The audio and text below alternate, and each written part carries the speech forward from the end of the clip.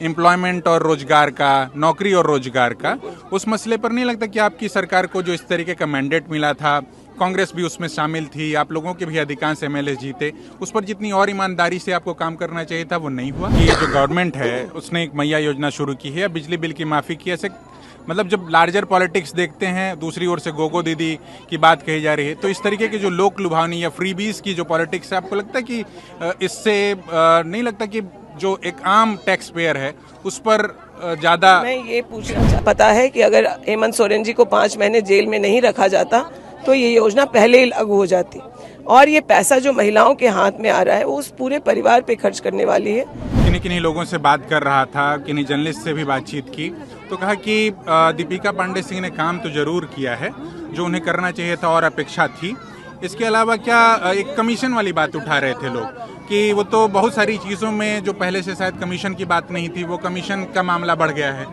ये भाजपा के पास कुछ और बचा नहीं है, इसलिए वो अनर्गल ऐसी बातें कर रहे हैं। इस तरह की जो बातें कर रहे हैं, मैं चुनाव के बाद उन पर मानहानि का केस भी कर सकता हूँ। आप भारतीय जनता पार्टी जिस तरीके से आपकी पार्टी पर या आपकी सरकार पर जिस तरीके के आरोप लगा रहे, इन्फिल्ट्रेशन वगैरह का, तो आप क्या देख रही हैं इस इलाके में? गोड्डा, पाकुड़, ये बहुत क्रूशियल कॉन्स्टिट्यूएंसी है, इलाका है। झारखंड महागामा के लिए दीपिका पांडे सिंह का क्या एजेंडा है? क्योंकि आप विधायक चुनी गई पिछली बार, उसके बाद थोड़े समय के लिए आपने मंत्रालय भी संभाले, हालांकि 2-3 मंत्रालय हैं, कृषि भी उसमें से एक है, और कृषि आधारित ही इकोनॉमी है झारखंड की, बिहार की। और हम जब इस इलाके में भी लोगों से बात कर रहे थे तो ये भी चीजें निकल करके कि पानी पटवन की हमारी खासी समस्या है। सारी जगहों से मीडिया के आउटफिट्स भी ये लिख रहे हैं कि कांग्रेस ही कमजोर कड़ी है अगर इस बार के चुनाव में देखा जाए तो। भाजपा ऐसा कहलवाना चाहती है तो। नमस्कार, मैं Vishnu Narayan the follow up के लिए इस वक्त हम संथाल परगना की अलग अलग विधानसभाओं में जा रहे हैं, और इस वक्त हम जहां हैं वो महागामा विधानसभा है। यहां से दीपिका पांडे सिंह जो कि सिटिंग विधायक हैं, मिनिस्टर भी हैं, 2-3 अलग अलग विभाग हैं जिनका उनके पास प्रभार है, और वो फिर से कांग्रेस के टिकट पर यहां से उम्मीदवार हैं। मैम, कैसा चुनाव प्रचार लगता है कि सुबह से शाम हो जा रही है और चेहरे पर हरारत भी दिख रही है, ऐसा लग रहा है कि थोड़ी सांवली हो गई हैं आप, मध्यम हो गया है। मुझे लगता है टैनिंग है, बट ये कोई बात नहीं है। हम लोगों का काम ऐसा है कि इस तरह का टैनिंग सिर्फ चुनाव के वक्त ही नहीं, कई बार पब्लिक रैलीज में, कई बार जनता के बीच होने में ये सब होते रहता है। हम लोगों के लिए इसका बहुत मायने नहीं है।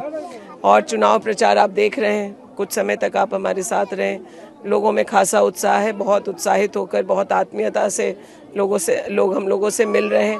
कुछ शिकायतें हैं तो शिकायत भी कर रहे हैं, लेकिन उन्हें भरोसा है कि उनका काम कोई कराएगा तो महागठबंधन के लोग हैं, कांग्रेस के विधायक हैं, वो ही करा सकते हैं। तो बहुत अच्छा अनुभव है, लोग बहुत हौसला बढ़ा रहे हैं। इस वजह से ही हम लोग सुबह से लेकर रात तक ये इलेक्शन कैंपेन कर पा रहे हैं। मैम, जब हम इस इलाके को देखते हैं, मैं तो बिहार से ताल्लुक़ रखता हूँ, बिहार से सटता हुआ पूरा इलाका है ये, और जिस तरीके से हम इस इलाके को देख रहे हैं और इस इलाके को लेकर के जो एक ऑब्वियस बातचीत हो रही है, जब संथाल की बातचीत हो रही है, आप भारतीय जनता पार्टी जिस तरीके से आपकी पार्टी पर या आपकी सरकार पर जिस तरीके के आरोप लगा रहे, इन्फिल्ट्रेशन वगैरह का, तो आप क्या देख रही हैं इस इलाके में? गोड्डा, पाकुड़, ये बहुत क्रूशियल कॉन्स्टिट्यूएंसी है, इलाका है। झारखंड किसी भी तरह से किसी इंटरनेशनल बॉर्डर को शेयर नहीं करता है, तो अगर कहीं से इन्फिल्ट्रेशन हो रहा है जैसा कि भाजपा के लोग कह रहे हैं, तो इसके लिए अगर कोई दोषी है तो केंद्र सरकार दोषी है।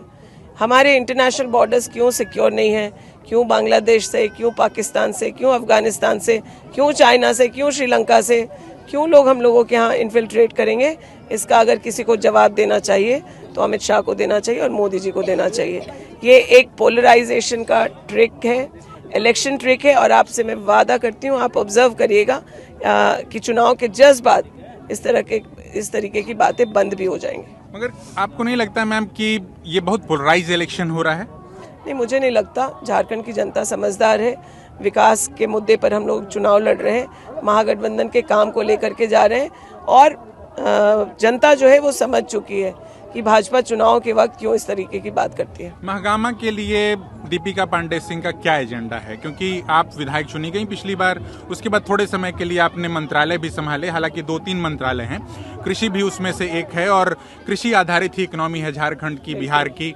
और हम जब इस इलाके में भी लोगों से बात कर रहे थे तो ये भी चीजें निकल करके कि पानी पटवन की हमारी खासी समस्या है। आप तो कृषि मंत्रालय भी संभाल रही हैं। बिल्कुल, पानी पटवन की जो मंत्रालय है वो सिंचाई है, पर क्योंकि कृषि सिंचाई पर आधारित है और मंत्री तो मैं 3 महीने के लिए बनी। इसके पहले जो विधायक के कार्यकाल में अपने क्षेत्र के सिंचाई की समस्याओं को जिसका हमने निदान कराया है वो आपसे साझा करना चाहते हैं। भौरा बराज है यहाँ पर साहिबगंज और गोड्डा के बॉर्डर पर, और वहाँ का जो मैकेनिकल गेट है वो 19 साल से ख़राब था और सिर्फ एक गेट बनवा देने से करीब 10,000 किसानों का फ़ायदा हो सकता था, जिसकी अनदेखी कई सारी सरकारों ने, डबल इंजन की भी सरकार रही तब भी वो नहीं देखा गया। उसको सिर्फ बना देने से आज ठाकुर गंगटी के ब्लॉक से लेकर के कस्बा तक जो मेहरमा में पड़ता है वहाँ तक उसका पानी जा रहा है। काफ़ी संख्या में हम लोगों ने चेक डैम्स बनवाए हैं, पोखरों का जीर्णोद्धार हो रहा है। ये कंटिन्यूस प्रोसेस है और हम कह सकते हैं कि जो पुरानी संरचना थी, जो लोग पूछते हैं ना 70 साल में क्या किए, भौरा बराज मुझे लगता है भागवत झा जी के ज़माने का वो बराज था और कनाल था, उसको सिर्फ मेंटेन भी करती अगर ये भाजपा की सरकार जो 17 साल झारखंड में राज की है तो आज ये परिस्थिति नहीं होती।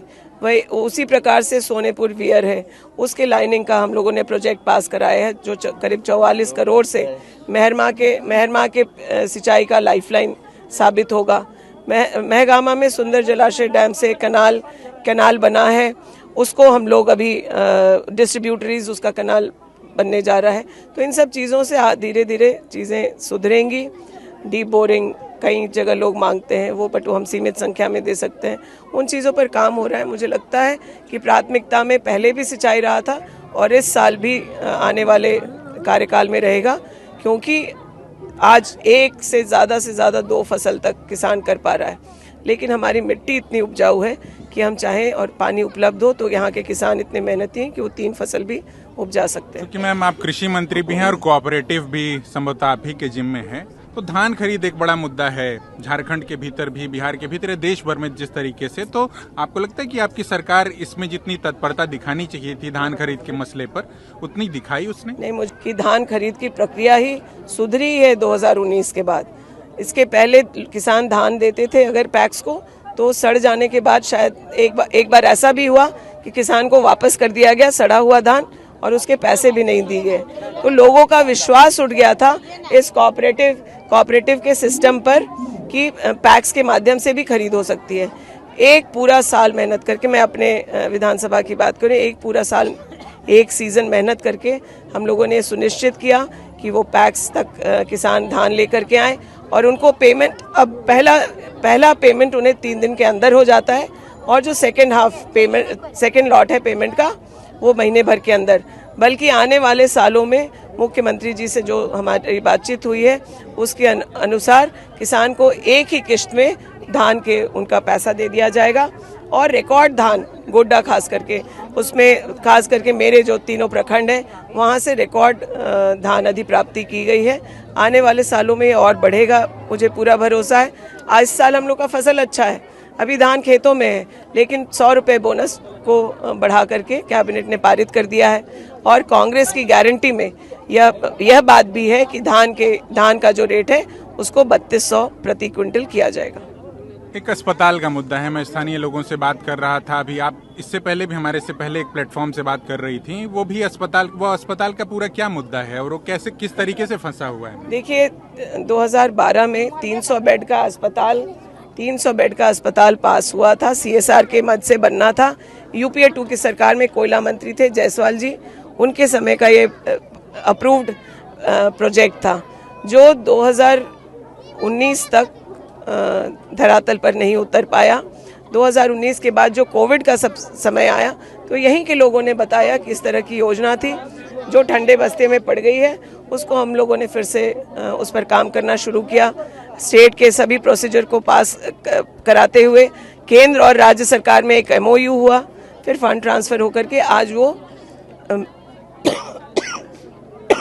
अस्पताल की बिल्डिंग बन रही है और 1.5 साल के समय में वो 300 बेड का अस्पताल तैयार होगा जो मुझे लगता है कि संथाल परगना का सबसे बड़ा अस्पताल होगा। चूँकि मैम आप मिनिस्टर भी हैं और जिस तरीके से आपकी जो गवर्नमेंट है उसने एक मैया योजना शुरू की है, बिजली बिल की माफ़ी की, ऐसे मतलब जब लार्जर पॉलिटिक्स देखते हैं, दूसरी ओर से गोगो दीदी की बात कही जा रही है, तो इस तरीके की जो लोक लुभावनी या फ्रीबीज की जो पॉलिटिक्स है, आपको लगता है कि इससे नहीं लगता कि जो एक आम टैक्स पेयर है उस पर ज़्यादा? मैं ये पूछना चाहती हूँ कि क्या जो किसी भी सरकार का बजट होता है उसमें महिलाओं का अधिकार है कि नहीं? अगर कुछ महिलाओं को दिया जा रहा है तो उस पर इतना हंगामा क्यों लोग मचा रहे हैं? और मुझे पता है कि अगर हेमंत सोरेन जी को 5 महीने जेल में नहीं रखा जाता तो ये योजना पहले ही लागू हो जाती। और ये पैसा जो महिलाओं के हाथ में आ रहा है वो उस पूरे परिवार पे खर्च करने वाली है, शायद बच्चों की शिक्षा पर, कोई बीमार है तो उसके इलाज पर, और ये पैसा इस राज्य की अर्थव्यवस्था को भी सुधारने का काम करेगी और साथ ही साथ जो महिलाओं की स्थिति है या फिर उन्हें आर्थिक सशक्तिकरण की तरफ भी बढ़ाई। आज सरकार 1000 रुपये दे रही है, शायद कोई महिला प्रोत्साहित होकर के और भी अपने स्वरोजगार से या अन्य माध्यम से वो और पैसा अर्जित करने की कोशिश करेगी। तो ये काइंड ऑफ एम्पावरमेंट है महिलाओं का आर्थिक रूप से, जिसका स्वागत होना चाहिए।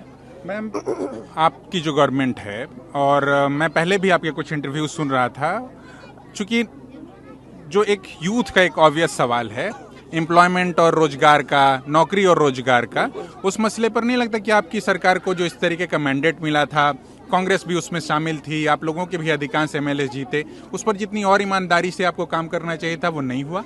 देखिए, इसमें कहीं दो राय नहीं कि हम लोगों ने प्रयास पूरा किया, लेकिन चीज़ें इस कदर हम लोगों को उलझ के मिली थी कि अब आपकी स्थानीय नीति क्लियर नहीं, नियोजन नीति क्लियर नहीं, आपके पॉलिसीज सही जगह पर नहीं है।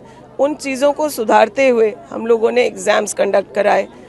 6 JPSC तक भाजपा 2019 तक सिर्फ 6 JPSC तक करा पाई थी, हम लोग 11वीं JPSC का एग्ज़ाम कराए। अब JSSC के द्वारा कई सारे एग्ज़ाम्स कराए गए, लोगों को नियुक्ति पत्र भी दिया गया। लेकिन हाँ, मैं इस बात को मानती हूँ कि हम लोग इससे और बेहतर करने का इंटेंशन रखते थे और बेहतर कर सकते थे। वो हमको लगता है कि नेक्स्ट टर्म में पॉसिबल होगा। मैम, जिस इलाके में आप घूम रही हैं, जनसंपर्क कर रहे हैं, भगैया, जब इंटरनेट पर आप भगैया के बारे में सर्च करते हैं तो सिल्क का जिक्र आता है। यहाँ भी मैं किन्हीं लोगों से बात कर रहा था तो कहे कि इस पर हमारे पास ना कोई एग्जैक्ट मार्केट है, ना इसको लेकर के एक जो सुदृढ़ व्यवस्था होनी चाहिए कि हमारी खरीद हो सके या हम कायदे से सिल्क का सारा काम कर सकें, उसका कोई मार्केट नहीं है और इसकी प्लानिंग नहीं दिखाई पड़ती जनप्रतिनिधियों को। मैं उस बात से सहमत हूँ कि जो इकोसिस्टम यहाँ पर भगैया में बनना चाहिए था सिल्क को लेकर के, वो आज पूर्ण नहीं है। उस इकोसिस्टम को बिल्ड करने के लिए हम लोगों ने भगैया के आसपास के पहाड़ों पर 42,000 पेड़ लगाए हैं, जहाँ कोकून सेरिकल्चर अर्जुन के और भी जिस पे रियर कर सकते हैं। ऐसे तो 1 लाख पौधे हम लोग पूरे महगामा में लगा रहे हैं, ताकि जो ग्रीनरी की ज़रूरत है, जो एनवायरनमेंट का ज़रूरत है, पेड़ पौधे होने चाहिए, उस प्रकार से 1 लाख करा रहे हैं। लेकिन खास इन पहाड़ों पर कराया जा रहा है ताकि कोकून जो सबसे महंगा इन बुनकरों को मिलता है वो हमारे यहाँ खुद ही डेवलप हो। इसके अलावा ज़रूरत मार्केट की है, ज़रूरत इस बात की भी है कि जो प्रोडक्ट हम लोगों का बनता है उसके वैल्यू एडिशन में या फिनिशिंग में जो प्रक्रिया है वो पहले भागलपुर होता था। यहाँ के बुनकरों को बहुत महंगा ये बात होता था। ट्रेडर्स यहाँ से औने पौने दामों पर यहाँ से उनका प्रोडक्ट ले जाते हैं और उसको फिनिश करके उसमें वैल्यू ऐड करके हज़ारों रुपए कमाते हैं और यहाँ का बुनकर गरीब था।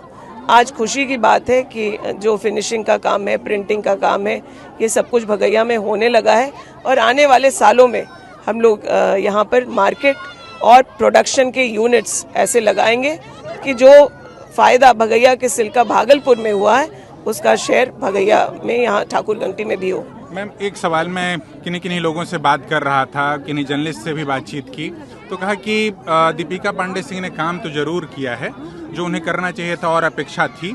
इसके अलावा क्या एक कमीशन वाली बात उठा रहे थे लोग कि वो तो बहुत सारी चीज़ों में जो पहले से शायद कमीशन की बात नहीं थी, वो कमीशन का मामला बढ़ गया है।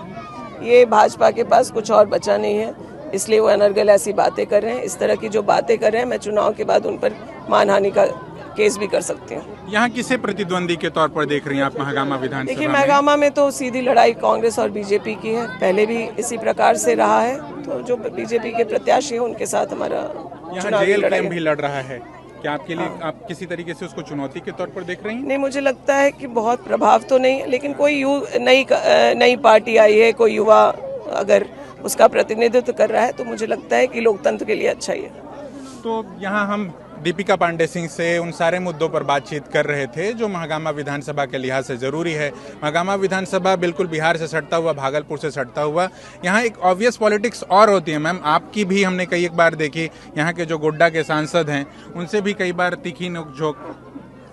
भाई, अब ये तो बहुत ऑब्वियस बात है और इस विधानसभा इलेक्शन में ये बहुत रेलेवेंट नहीं है। यहाँ के मुद्दों के बारे में बात करें, मेरे आगे के प्लान के बारे में बात करें, तो मुझे लगता है कि इस चुनाव में कांग्रेस के लिए क्या देख रही हैं आप? हम लोग और क्योंकि बहुत सारी जगहों से मीडिया के आउटफिट्स भी ये लिख रहे हैं कि कांग्रेस ही कमजोर कड़ी है अगर इस बार के चुनाव में देखा जाए तो। भाजपा ऐसा कहलवाना चाहती है तो चीज़ों को बताती है, क्योंकि उनका प्रॉब्लम को अन्य किसी से भी ज़्यादा कांग्रेस से है, क्योंकि उन्हें भय है कि कल के दिन अगर कोई भाजपा से के सामने होगा तो कांग्रेस होगी। अब बड़े नेता आ रहे हैं, इमरान प्रतापगढ़ी तो आकर के गए हैं, क्या राहुल गांधी? हाँ, हमने रिक्वेस्ट किया है स्टार कैंपेनर्स का, उसमें राहुल जी के लिए भी मैंने रिक्वेस्ट भेजा है, देखते हैं कार्यक्रम मिलता है कि नहीं। बहुत शुक्रिया मैम। तो यहाँ हम दीपिका पांडे जी से बात कर रहे थे जो कि महागामा से कांग्रेस के प्रत्याशी हैं। उन मुद्दों से जुड़ी तमाम बातें, यूथ एम्प्लॉयमेंट से जुड़ी हुई तमाम बातें, उसके अलावा जो तमाम स्कीम्स सरकार की ओर से चलाई जा रही हैं उनसे जुड़ी हुई तमाम बातों पर हमने उनसे सवाल जवाब करने की कोशिश की है। द फॉलो अप के लिए महागामा से मैं विष्णु नारायण, बहुत धन्यवाद। TheFollowUp.in. Like, share, and subscribe.